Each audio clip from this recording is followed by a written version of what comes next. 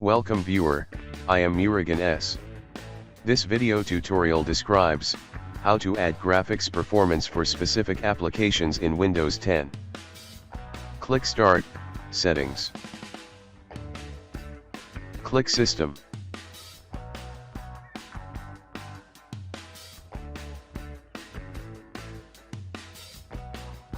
Click Graphics Settings.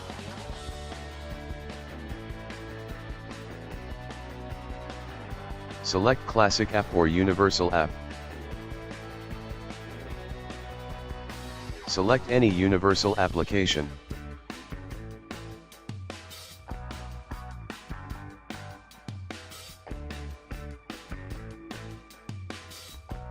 Click Add. Click Options. Check High Performance. Click Save.